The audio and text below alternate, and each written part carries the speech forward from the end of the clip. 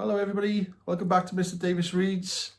I think this is day 14, but I'm not quite sure. Anyway, welcome back. Hope you've kept up with everything. We're carrying on with That Boy Called Christmas. If you remember yesterday, the elves had decided to pardon Nicholas, and little Kip's mum and dad had been delighted he'd got little Kip home, and Loka, little Kip's dad, had given Nicholas lots of presents in a stocking. So if you're sitting comfortably, I'll begin. Chapter 26, The Big Decision. Blitzen settled back in the reindeer field with Donna and Dasher and Vixen and all the others, and over the next few weeks Nicholas observed that the reindeer seemed to like Blitzen's naughty sense of humour. They were always laughing at him. Well, it was impossible to tell if the reindeer were really laughing, as reindeer laughter is very hard to detect, but their eyes shone brighter whenever he was around. And Nicholas stayed in Father Topo's cabin. He stayed there for many weeks. He ate the delicious gingerbread that Moudon made and enjoyed playing cards, each one hand-painted by Loka, with little Noosh. Little Noosh, like all elves, was amazing at card games, but occasionally she would let him win. He mixed well and made friends with elves and was never snobby, regardless of the colour of their tunic. The sadness inside him was still strong, though.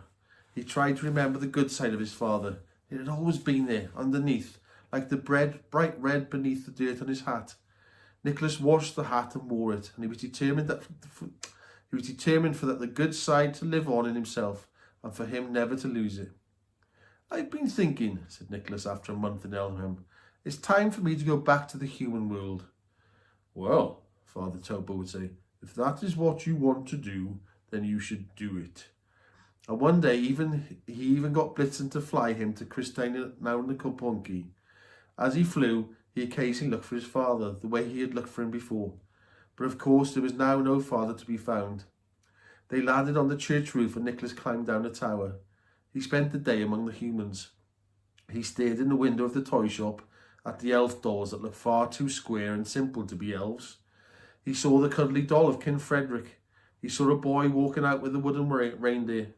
He remembered that craving inside him when he used to gaze in with his dad to have the toys that other children had. Now all he did was crave to be by his father's side. The plan had been to go back to the cottage, but there was no way. Why choose to live with a nasty aunt when you could live in a place of joy and magic? Why live in a place so full of reminders of a past that can't be brought back? So he made the decision. He was going to live with the elves forever. But as Nicholas kept banging his head on the roof beams at Father Topo's cabin, it was decided that he should have a home of his own. So the elves built him a pinewood house with some gingerbread and candy cane furniture. The only thing Nicholas had been certain to ask the architects for was a view of the reindeer field. So they built the house right on the edge of the snow-covered grass, meaning that from all the south-facing windows he could see Blitzen at any time. Sometimes when Blitzen was in a good mood, he would fly circuits around Nicholas's house, galloping fast through the air past all the upstairs windows. Occasionally some of the other reindeer joined in, Prancer and Comet usually, and sometimes Dasher, though never Donna, as she was far too sensible. Nicholas felt lucky. He thought of Aunt Carlotta and sleeping out in the cold. There were many worse ways to live as an 11-year-old boy than surrounded by magic and elves and reindeer.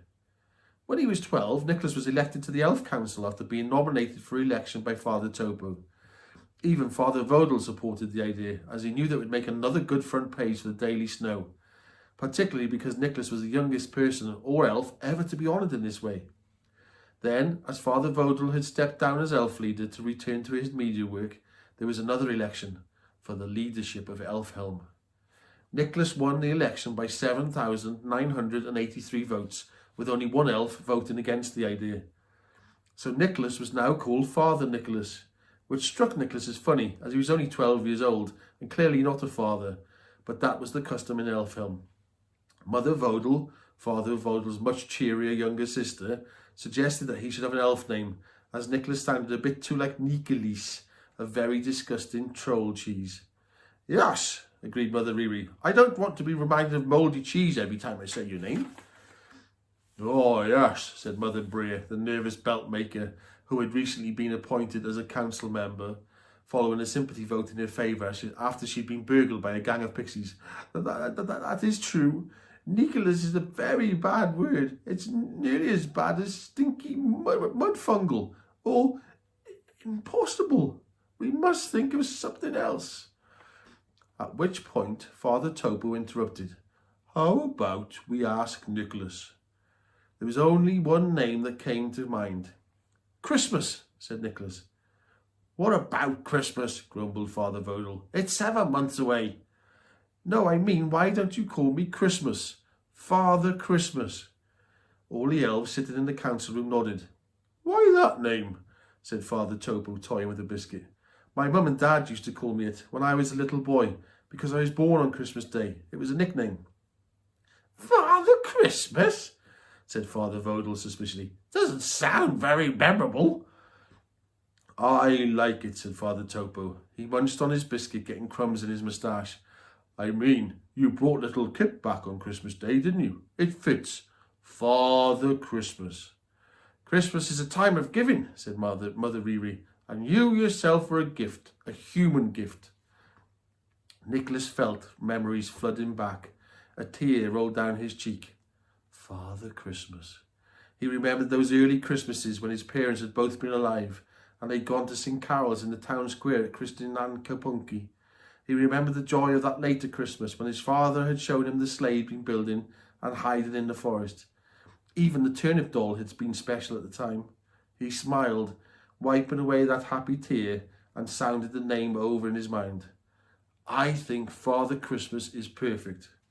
Hooray, said Father Topo, swallowing the last of his biscuit. This calls for gingerbread. I'm going to finish there for tonight. Sleep tight. See you tomorrow. Bye all.